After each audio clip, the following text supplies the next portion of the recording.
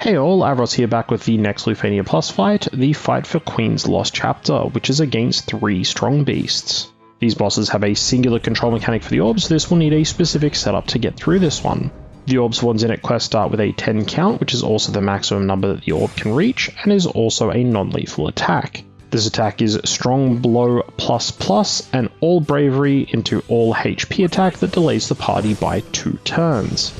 The increase for this one is from a party member evading an attack and will add 3 to the count total. Key units that can control this orb are units like Cait, Galuf, Shadow, and interestingly enough, Kain and Kimahri. Kain is due to him being in mid-air when the attacks go off, and that counts as an evade, and Kimahri via his blind also counts as an evade if they do not make contact with the attack. Other major mechanics of this fight are Lightning Bolt plus the recast the bosses have, which is an All Brave into All HP attack, that for 2 turns the boss will ignore HP damage mitigation effects after casting. Onslaught, a high turn rate Bravery plus HP attack that lowers the target's turn rate with a turn rate down debuff, and a plus version of this attack exists which has an even higher turn rate up. And Thunder is Roaring, which is an ability that they will do, and when the message comes up, the bosses will become immune to delay and delete effects, and it also reduces HP damage taken by the boss by 100% until they get to use the Lightning Bolt Plus attack. You likely want to avoid them ever using this ability. So this fight had a fairly straightforward strategy for how I handled it: deal damage with Machina, dodge the attacks with Cait for the orb, and buff with Bartz. On the first turn of this fight, I used Machina's LD Stunning Slash, and then followed up with his BT Finisher attack. This set up for the future turns to maximize his damage under his burst, and for Cait I used her LD Frost Stilling Shot to freeze any bravery gains for the bosses and get her buff active. For Bart's first turn, I did use his BT Finisher as well to continue the setup to fuel Machina for his burst phase, and the bosses then did some minor damage with the recast abilities, clearing those out, and I did some counter damage from both Machina and Cait, dodging those attacks, and from the Stunning Slash follow-up, as well as refilling the orb to make sure that was all taken care of. On Cait's next turn, it was time for Kurasame's LD call, making sure her evasion buff was nice and high, and then making sure to do damage with the wide shot at maximum charge, hitting all of the bosses. While waiting for Bartz to get a turn to finish his setup, I used Jack's LD on Machina and then used his Furious Blade's burst to maximize the damage output he was doing. Some more counters went off from attacking Cait, and then I got a chance to use Cait's EX attack before it was finally Bartz's turn again.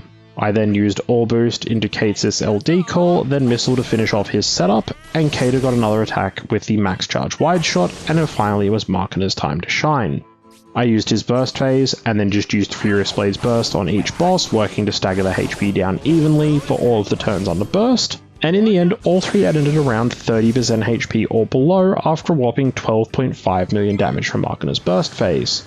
After I came out of burst, Brother's Summon was available, so I used that and finished off this fight before the summon could even end. On that note, I don't have anything further to cover for this fight. That should give you enough sort of detail to get a bit of a rough idea of how to clear this one. If you'd like any assistance with this fight or to look at additional strategies, please ask in the comments down below, and enjoy the rest of the video.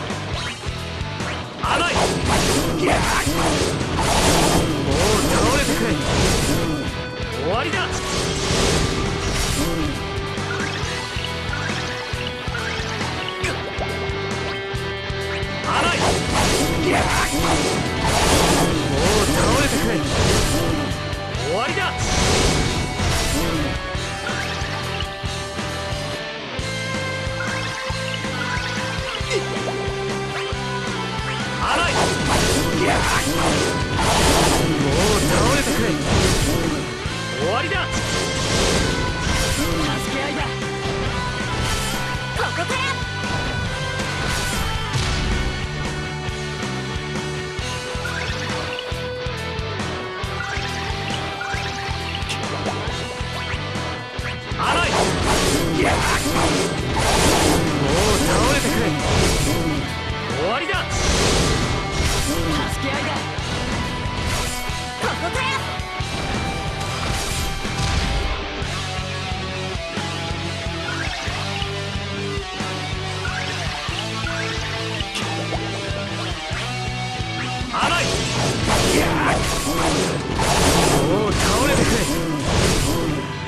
りだ。助け合いだ。ここから。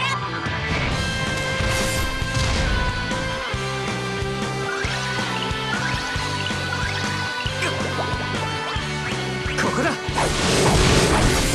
決めるぞ。みんな力を貸してくれ。もらった。負けられないんだ。